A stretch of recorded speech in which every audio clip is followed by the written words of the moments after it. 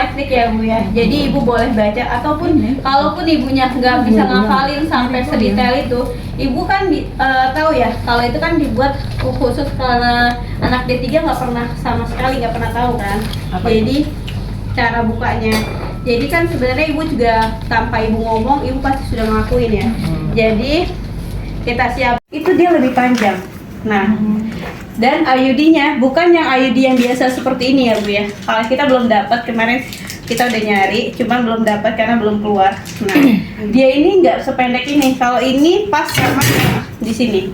Kalau sama yang ini dia agak jauh berbeda. Nah, lebih panjang. Nah, untuk IUD post placenta itu juga harus sepanjang ini. Jadi dia mengikuti. Jadi ada khusus untuk post placenta sendiri ya Bu ya. Jadi bukan pakai yang ini. Kalau dulu kan kita masih sama, semuanya disamakan, digeneralkan. Kalau untuk IUD post placenta itu enggak. Jadi sekarang itu udah khusus dan kita harus pasang pakai Kelly-Long uterin ini atau Vester clamp yang lebih panjang. Ya. Very long. Ya. Kelly-Long uterin atau Taunya Vester clamp. Ya, ini lebih panjang. Bahasanya kan beda-beda ya Bu ya. Nah, sama penggunaan pakai SIM L. SIM L ini harus kita gunakan saat kita masang IUD post placenta. Nah, tetap kok beda untuk alat-alatnya sendiri beda ya Bu ya. Kalau ini buat IUD biasa, ini yang akan Ibu wash check kan. Ini hanya pengetahuan Ibu karena biar gak kaget kan Ibu sekarang masih lagi dalam pembelajaran ya Bu. Jadi nggak awam tentang IUD post placenta. Jadi alat yang dibutuhkan ini Kelly-Long uterin ya atau Vester clamp yang panjang, Vester clamp-nya biasa, terus ada gunting mayo dan ada SIM L. Nah, 2 SIM L ini yang kita gunakan untuk pemasangan IUD post placenta. gunting mayo. Ya, gunting mayo untuk gunting benangnya. Dan satu lagi yang itu IUD. IUD-nya jangan lupa. Khusus bagi IUD. IUD khusus. Itu mana ini?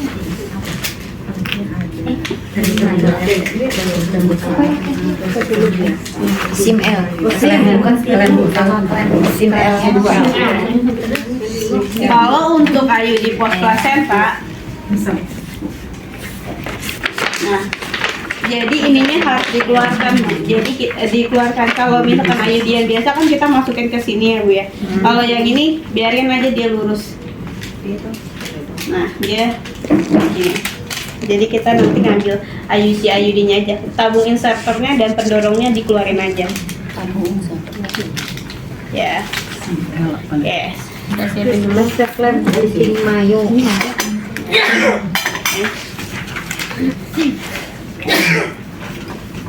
Maaf ya. Maaf bukan nandingin. Apa-apa. Karena ini sama ya Bu ya, jadi kita ada 3 step. Jadi kalau untuk IUD sendiri kita nggak boleh lakukan kepada ibu yang beresiko IMS atau infeksi menular seksual ataupun resiko infeksi panggul, itu nggak boleh. Semua ibu-ibu yang mengalami ada masalah penyakitnya itu nggak masalah, kecuali ibu yang IMS ataupun radang panggul itu nggak boleh dipasangkan IUD, karena kalau dipasangkan IUD itu akan beresiko lebih besar lagi. Nah, makanya kita harus data dulu, kita lakukan pemeriksaan dulu IMS-nya, ada IMS atau enggak. Nah, di dasar tilik itu ada 3 kali pemeriksaan. Yang pertama pemeriksaan inspekulo untuk mengetahui ada nggak sih kelainan cairan dari porsionya. Terus lalu yang kedua ada kita lakukan pemeriksaan bimanual. Lalu yang ketiga kita lakukan pemasangan inspekulo untuk masang IUD-nya. Kalau semuanya dalam keadaan baik, berarti kita buka inspekulo lagi untuk pasang IUD-nya. Jadi inspekulo yang pertama, berarti spekulum, terus habis itu bimanual, kita melakukan bimanual, pemeriksaan bimanual, lalu inspekulo. Jadi ada 3 kali ya Bu ya. Oke.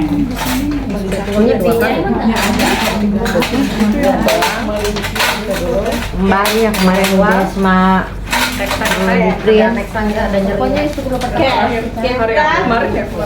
sama ya dalam melakukan tindakan kita harus inform konsen dulu. Pastikan ibunya sudah setuju. Sebelumnya kita pasti sudah melakukan konseling. Nah ini kita lakukan komunikasi aja. Bu, ini saya akan melakukan ini. Belum ya Bu ya? Karena belum. Saya lepas dulu deh biar lebih. Rasa keingetannya. Makan saya Bidan Gus Rida. Oke, Ibu tadi mau pasang ID ya Bu ya? Oke, kita saya cek dulu ya Bu ya. Oke, kita cek dulu. Ibunya suruh kosongkan kandung kemih dulu yang pertama. Kita lihat data tilik.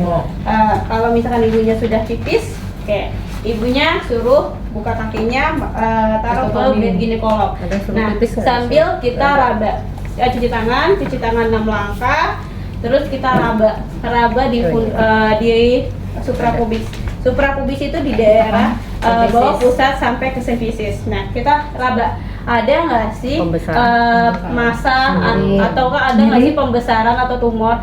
Ada nggak sih nyeri? Kalau misalkan kita raba-raba seperti itu aja, ke raba masa atau ibunya ada keraba bengkak atau ada ibunya yang ngerasa nyeri, Sakit. berarti kemungkinan curi.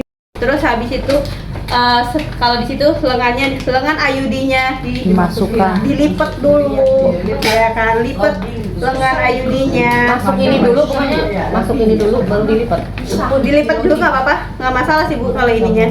Nah, kita lipat.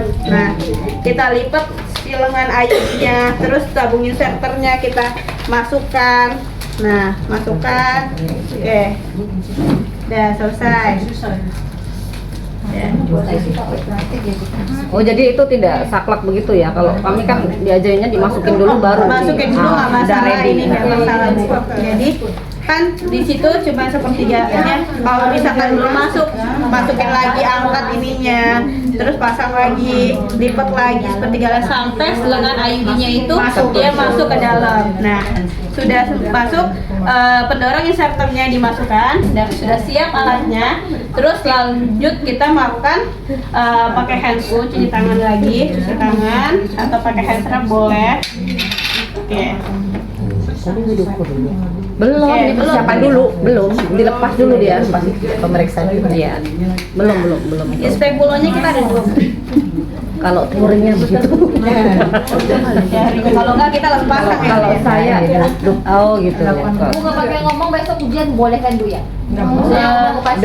Nanti kalau suruh ngomong jantungan loh. Bu. Iya, jadi ada beberapa penguji yang nggak perlu diomong, kita ngomong Bu. Sakitnya penguji ada yang nggak perlu diomongin juga nggak masalah. Iya. Ntar ngedredeg malahan salah.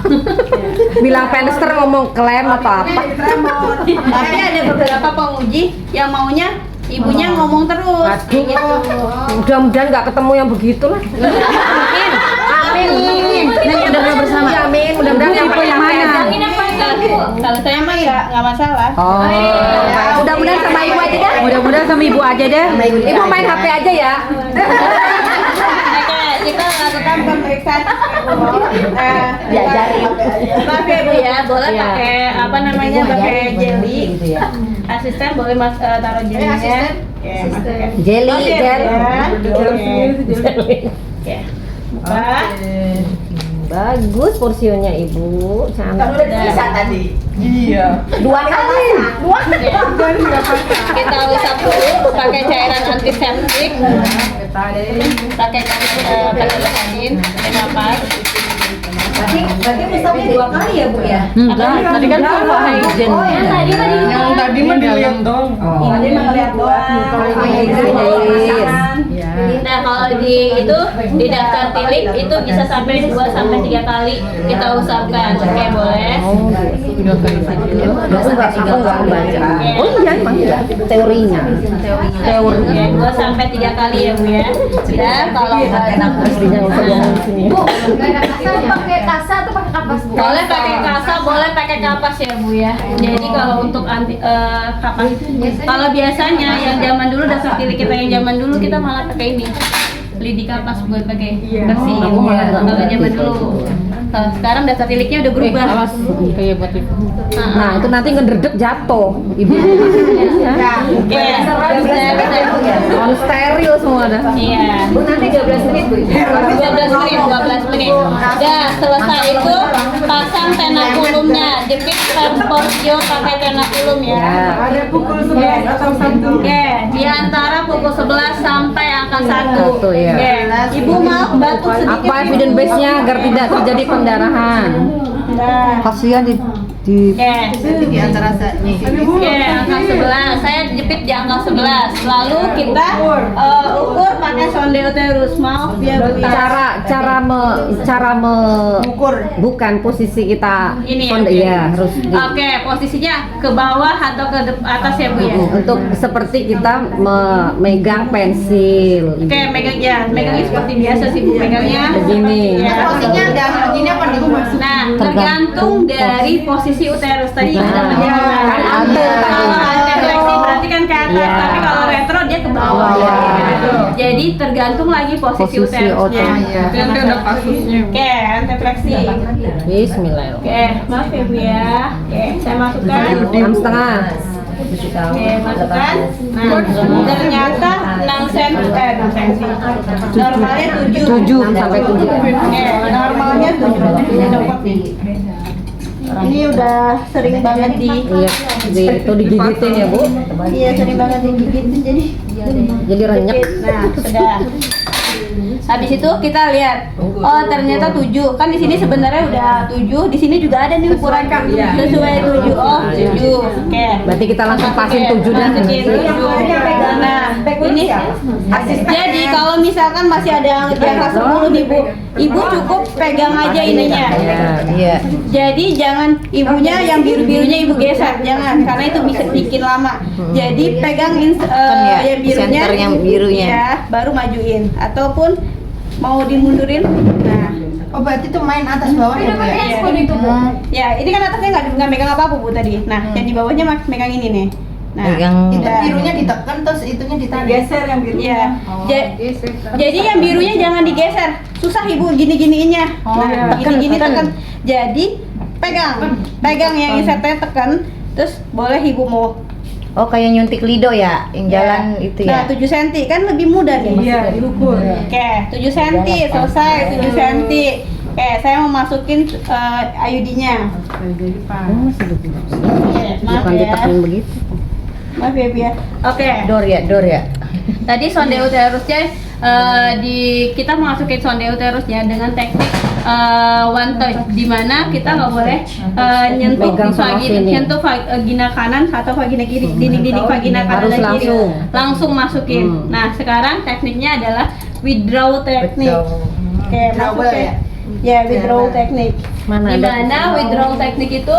Nah, yang ininya kita tahan, yang ininya kita Ya. tarik ke bawah. Oke. Nah, udah keluar kan itu? Nah, udah keluar, baru kita keluarkan. Nah, biasanya ini kalau ketutup dia ini bisa keluar. Oke. Ya. Digunting berbarang. Kalau udah keluar dorong lagi kan, Bu? Ya, dorong lagi. Nah, karena ini nggak ada ininya kan Nggak biasanya kita pakai yang ada tutupnya tuh. Kalau ini kan nggak ada tutupnya, jadi keluar. Nah, udah keluarkan, masukkan ke Gunting. bengkok. Terus habis itu kita jangan lupa gunting. Guntingnya itu 3 sampai 4 cm. 3 sampai 4 cm dari porsionya. Oke, kita gunting kira-kira 3 Tak 4 kurangin cm. bisanya kepanjang. Oke. Udah selesai. Terus habis itu tenakulumnya kita copot. Maaf ya Bu ya. Setelah itu, nah ini tenakulumnya padahal masih mau digunakan. Jadi kalau misalkan ibunya masih mau digunakan, taruh ke pinggirin aja. Nah, Boleh begitu, Bu? boleh. Oke, di sini. Nah, Udah kita kita butuh pulang, lagi kita buat pulang. ngedep si perdarahan gara-gara tenakulum tadi. Kan kejepit kita dep lagi. Sama 30 sampai 60 detik. Ya, kita dep selama 30 sampai 60 detik. Dan pastikan tidak ada perdarahan ya, Bu ya. Bu, tapi ada yang teori yang dulu ya, yang Boleh. jadi jangan pakai betadine dulu, justru malah memudahkan pendarahan. Jadi Oke. penekanannya tanpa dicelupin betadine dulu. Oke, kalau misalkan betadine itu tidak ada perdarahan, baru kita lepas tendang kulumnya, selesai semua ininya, klaimnya, ya kita dari kulumnya dicopot. Rendam seluruh alat. Rendam di larutan klorin, dilarutkan semua alat-alatnya direndamkan di larutan klorin, dan alat-alat yang tadi yang kayak misalkan bahan habis pakai ditaruh di tempat sampah yang misalkan sampah medis atau sampah non medis ya.